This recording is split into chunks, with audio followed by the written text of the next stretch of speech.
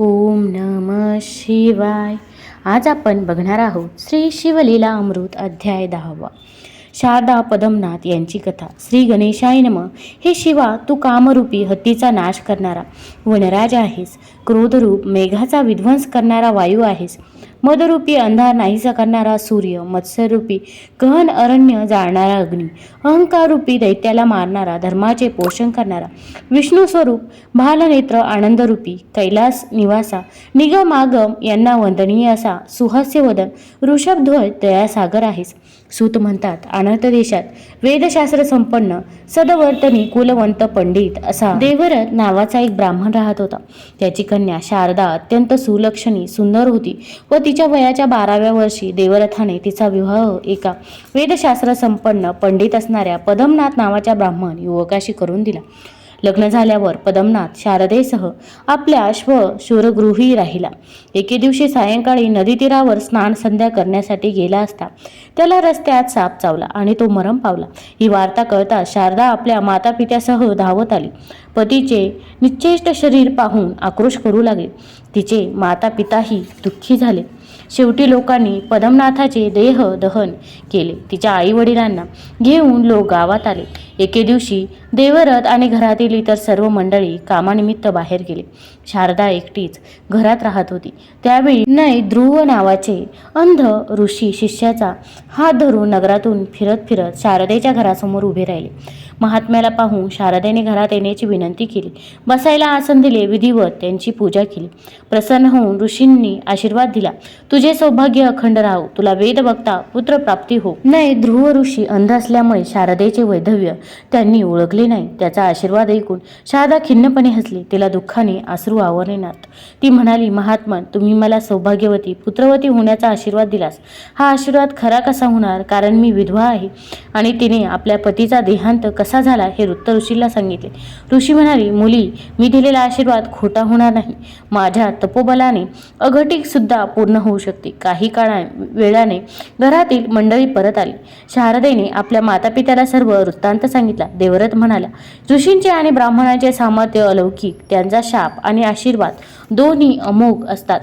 ते क्षणात राजाला रंक आणि रंकाला आशीर्वादाने राजा देखील करतात. ब्राह्मणाच्या शापाने नहुष राजा साप झाला. यादव कुळाचा नाश झाला. इंद्राची संपत्ती समुद्रात बुडाली. विष्णू, ब्रह्मदेव, शंकर यांनाही ब्राह्मणाच्या शापाचे भय वाटले. परीक्षिताला तक्षकाने दंश केला. जमदग्नीच्या क्रोधाने 4 पुत्र दग्ध झाले. पंडू राजाला स्त्रिया असूनही ब्राह्मण शापामुळे स्त्रीसंग करता येईना. सग राजाचे 60,000 पुत्र ब्राह्मण शापाने भस्म झाले. नारदाच्या शापाने कुबेर पुत्र वृक्ष झाले. मृग राजाचा सरडा झाला. इंद्राच्या अंगाला सहस्र क्षते पडली. चंद्र क्षयरोगी झाला. समुद्र आचमनात अगस्त्य ऋषींनी पिऊन टाकला. यमाला विदुर म्हणून दासीपुत्राचा जन्म घ्यावा लागला. ब्राह्मण मंत्र सामर्थ्याने पाषाणात देव आणतात. ब्रह्मांड मोडून पुन्हा उभे करू शकतात. यानंतर नैद्रव ऋषींनी शारदेला बोलवून घेतले आणि त्यांनी सांगितले, शारदे, तू उमा महेश व्रताचा प्रारंभ कर. ओम नमः शिवाय या 6 अक्षरी मंत्राचा नित्य जप कर. तुला या व्रताचे फळ मिळेपर्यंत मी इथे अंगणात झोपडी बांधून राहीन. आणि त्यांनी शिवपार्वती व्रताचा विधी सांगितला. ते म्हणाले, या शिवपार्वती व्रताचा प्रारंभ चैत्रात किंवा मार्गशीर्ष महिन्याच्या शुक्ल पक्षाच्या प्रारंभी करावा. सोमवार, अष्टमी किंवा चतुर्दशी पाहून शिवपार्वती यांचे पूजन करून व्रताचा प्रारंभ करावा. 1 वर्षभर हे व्रत नियमित करावे. शारदेने एक उत्तम शिवमंदिर बांधले. हातील भूमी शुद्ध करून रांगोळ्या काढल्या. शिवयंत्र लिहून त्यात 16 वर्ण लिहिले. प्रथम अष्टदळे काढली. त्यात चतुर्दळे काढली. त्यावर तांदूळ ठेवून त्यावर घट ठेवला. त्या घटावर ताम्हणात उमा महेशाच्या सुवर्णाच्या प्रतिमा स्थापन केल्या. एकनिष्ठेने 16 उपचारांनी पूजा केली. रोज ब्राह्मण सुवासिनींना जेवण देऊन संतुष्ट केले. रात्री शिवपुराण, शिवकीर्तन, वादन, गायन, शिवभजन, श्रद्धापूर्वक स्तुती, श्रद्धापूर्वक श्रवण केले. जागरण केले आणि उमा महेश्वराचे ध्यान केले. तिच्या घरातील शंकराचे स्वरूप कसे होते?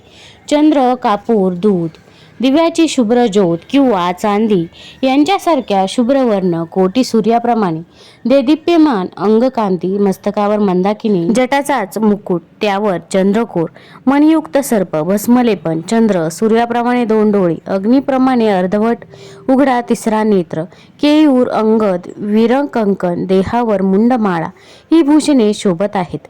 खटवांग, त्रिशूल, कपाल, डमरू, अंकुश, पाश, घंटा, धनुष्य, अक्षपाला, बाण अशी 10 आयुधे 10 हातात. पासून शिवाचे आसन सिंहाचे कातळे असून गजक चर्म पांघरले आहे. शुभ्र कैलासगिरीवर ध्यानावस्थेत शंकर विराजमान असून त्याच्या समोर शुभ्र असे नंदिकेश्वर बसला आहे. असा निळकंठ शिव स्वरूप तिने ध्यानी आणले. शिवाच्या शेजारी बसलेल्या भवानीचे ही तिने ध्यान केले. भवानी ही कोमल बालतनू, सुंदर श्यामल, चतुर्भुज असून तिच्या 4 हातात पाश, अंकुश, गदा आणि पद्य आहेत. ती ब्रह्मदेव, इंद्र या देवांना आपल्या गर्भात धारण करते. त्रिभुवनातील सौंदर्याचा प्रारंभ व उत्कर्ष तिच्यातच होतो व षडानन गजानन ज्यातील अमृत प्राशन करतात असे तिचे पयोधर सघन आहेत. तिचे वस्त्र प्रलयकालीन विजा गाळूनच बनविले आहे असे वाटते. तिच्या काचोळीवर मोत्याचे विणकाम केलेले आहे. ही आदिमाया व्यापक रूपाने प्रलय करणारी, भक्तावर अनुग्रह करणारी आदिपुरुषाची ज्ञानकळा असून ब्रह्मांडाच्या मालिकाच ती निर्माण करते, विलीन करते. ती लीलेने अनेक वेश धारण करते. तिच्या कानातील घोष म्हणजेच आकाशातील कुत्तिकापुंज आहेत. तिचे भाळीचे कुंकू उषकाळाच्या तांबूस रंगाला लाजविते. विश्वाचा प्रलय होताना शिव सगुण रूप टाकतो व निर्गुण रूप धारण करतो, तरी हिचे सौभाग्य अखंड राहते. तिच्या वेणीला प्रयाग तीर्थातील त्रिवेणीची उपमा शोभेल. गळ्यातील दिव्य सुमनाचे शुभ्र हार स्वर्ग धुनीप्रमाणे असून वेणीवरील अलंकार प्रयाग क्षेत्रातील प्रवाहात मत्स्य, कूर्म, जलचर आहेत. वज्र चुडे हातात असून तिच्या दाही बोटातील मुद्रिका विष्णूचे दशावतार दाखवतात. शिवसमाधी विसरून आपल्या नेत्ररूपी चकोर होऊन तिचा मुखचंद्र निरखून पाहत आहे. जे कनिष्ठ भक्त आहेत ते तिच्या पायातील जोडवी आहेत. अशा तऱ्हेचे उमेचे ध्यान शारदा करीत होती. नैदृश्य ऋषींनी सांगितल्याप्रमाणे शारदेने 1 वर्षभर शिवपार्वती व्रताचे अनुष्ठान केले. नैदृ ऋषी यांनी व्रताचे यथाविधी उद्यापन केले. 11 दाम्पत्य बोलून त्यांची पूजा, कपडे, अलंकार, दक्षिणा दिली. सायंकाळपासून रात्रीपर्यंत शारदा जप ध्यान करीत होती. मध्यरात्री भवानी अकस्मात प्रकट झाली. तिच्या तेजामुळे नैदृ ऋषींना दृष्टी प्राप्त झाली. शारदा आणि ऋषी यांनाच फक्त देवीचे दर्शन झाले. त्या दोघांनी देवीची स्तुती केली. तेव्हा देवी म्हणाली, मी तुझ्यावर प्रसन्न झाले, वर माग. ऋषींनी शारदेचा संपूर्ण इतिहास सांगितला आणि देवीला साकडे घातले की माझ्या तोंडून शारदेला आशीर्वाद दिला गेला आणि तो खरा व्हावा. तेव्हा देवी म्हणाली, ही शारदा पूर्वजन्मी द्रविड देशातील ब्राह्मणाची मुलगी भामिनी होती. तिच्या लग्नानंतर तिच्या पतीची एक स्त्री होती. भामिनीने पतीला वश करून घेतले. तिच्या शेजारी एक व्याभिचारी मनुष्य होता. त्याने एका दुर्बुद्धीने भामिनीचा हात धरला. भामिनीने त्याचा अपमान केला. काही काळाने तो भामिनीचा ध्यास घेऊन मरण पावला. तू विधवा होशील असा त्याने मरताना शाप दिला. तीच भामिनी शारदा म्हणून जन्माला आली. देवी पुढे म्हणाली, येथून 360 योजने अंतरावर द्रविड देशात पुनर्जन्म होऊन हिचा पूर्वजन्मीचा पती मोठा झाला आहे. तो अद्याप पुनर्जन्मातील हिच्या सहवासातील आठवणीने तळमळत असतो. तो हिच्या स्वप्नात येऊन हिला प्रतीने भोग देईल. हिला जागृतीपेक्षा जास्त सुख देईल. त्यानंतर काही दिवसानंतर हिला पुत्र होईल. शारदानंद या नावाने जगात प्रसिद्ध होईल. एवढे बोलून देवी अंतर्धान पावली. देवीने वर दिल्यापासून तो शारदेचा पती तिला रोज स्वप्नात भेटू लागला. ती गरोदर राहिली. समाज, नातेवाईक सगळे निंदा करू लागले. तिला कुलटा, पापी, कुकर्मी म्हणून तिचा तिरस्कार करू लागले. तेव्हा आकाशवाणी झाली की शारदेचा गर्भ तिच्या पतीपासूनच झाला आहे. तो खरा आहे, कलंकित नाही. यानंतर शारदेची निंदा करतील, त्यांच्या जिभेला छंद पडेल, तोंडात किडे पडतील. त्यानंतर मात्र लोकांची तोंडे गप्प झाली. कालांतराने शारदेला पुत्र झाला.